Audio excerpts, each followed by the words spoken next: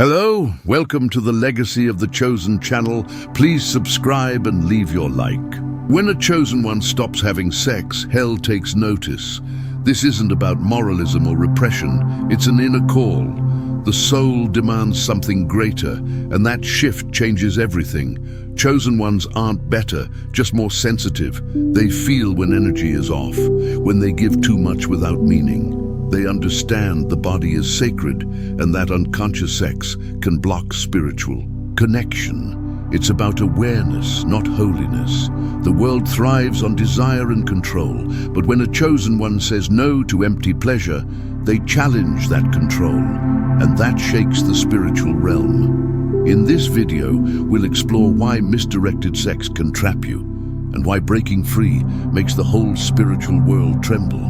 If you feel this, you're not alone. Sex, stripped of labels and taboos, is pure vital energy, like fire. Used consciously, it can transform. Misused, it burns and drains you. Sex is more than body to body, it's soul to soul. As a chosen one, you sense when someone's energy is heavy or harmful. After sex, you may carry their energy, sometimes unwanted, shadows, fears, and thoughts that aren't yours. That's why casual sex weighs on sensitive souls. Even if the body enjoys it, the soul feels the cost. Tiredness, confusion, lack of motivation. Sometimes just the intention connects energies, so your energy is precious. Is sex wrong? No. Wrong is disconnecting from yourself. It's about how, why, with whom, and your consciousness during it. Because sex can align you, but it can also bring you down. And when a chosen one begins to realize this, they feel that every choice matters, every exchange counts, every surrender leaves a mark. Sexual energy is not a toy, it creates life. And if it creates life, imagine what it can do to your spiritual energy. That's why when a chosen one starts to move away from unconscious exchanges like this, the forces of the world take notice. The entities that fed on your energy get disturbed. Hell notices. But don't worry, we still have much more to explore. There is a deeper reason behind this change, and that's what we'll talk about in the next part. This is the part many don't understand. From the outside, it might seem crazy. What do you mean you don't want to have sex anymore? Are you repressing yourself because of religion? Are you becoming a fanatic now? But the chosen one knows it's none of that. Renunciation doesn't come from trauma. It comes from awakening. It's an internal movement, almost silent. It's not forced, not imposed, it's felt. Suddenly, sex that was once so desired begins to lose its shine. Not because desire disappeared, but because the soul wants more. It wants depth, truth, real connection. It's as if, after a while of consuming spiritual fast food, the body and soul start craving real nourishment. You even try to repeat old patterns, get involved, surrender, try to convince yourself that feeling pleasure is normal, but deep down, something no longer fits. And then the process of distancing begins, sometimes gradual, sometimes abrupt, but always accompanied by an inner calling. A voice calls, "Now is the time to hold your energy, withdraw, and become whole." The chosen one realizes sex can be a distraction, a way to escape pain and avoid self-presence. Renunciation is not punishment, but protection. A way to save energy that transforms and rises to awaken intuition, lucid dreams, and expanded consciousness. This process shakes the world around them. People distance themselves, distractions arise, and the universe tests their resolve. Renouncing sex means overcoming dependence on others for validation and finding wholeness within. This wholeness unsettles many because most live half-lives, dependent on external affection. Those who overflow with their light don't beg or bargain. It's not about fleeing pleasure, but embracing purpose. And the spiritual world definitely notices when a chosen one begins to guard their energy. The spiritual realm is more sensitive than the physical world. Everything vibrates and sends signals. Sexual energy is one of the most powerful forces creating life.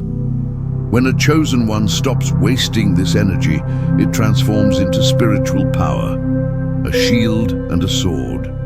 Hell notices this shift because the once distracted person becomes dangerous, setting boundaries and protecting themselves. The shadow side feeds on unconscious pleasure and addiction, disguising itself as neediness or instant passion. When the chosen one says no and guards their energy, attacks come in temptations and false desires, trying to break their resolve. But the chosen one grows conscious, sees the game, and cannot be held by demons, both hell and heaven. Notice, and when renouncing sex as escape or attachment, powerful changes stir in the spiritual realm. Heaven watches and waits for alignment with one's true self. When you choose to guard your energy consciously, without guilt or fanaticism, heaven responds quietly but deeply. This choice opens channels of intuition, spiritual gifts, and inner peace. You become more aware of light beings, receive guidance, and feel unconditional love. Heaven also protects you with a shield of your own vibration, making you less vulnerable to illusion and manipulation. This prepares you to serve others with healing and spiritual gifts. However, the world will challenge you. People may mock or misunderstand you because you no longer seek their validation. When a chosen one protects their energy and says no, even to tempting opportunities, it's not arrogance, but a necessary act to safeguard their inner growth. Loneliness comes, not just physical solitude, but a deeper feeling of being a stranger in your own world. People may misunderstand or judge you when you change and choose a different path. The chosen one may feel isolated, lose old connections, and distance themselves from loved ones. But this is not punishment, it's a process of refinement.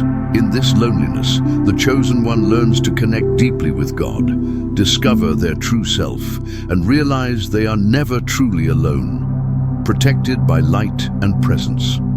This phase passes, leading to a new life, healthier relationships, and genuine connections, all starting with the courageous choice to preserve one's energy. Renunciation is a strong act, but true power comes when the chosen one transmutes their energy, transforming sexual desires and impulses into higher purpose.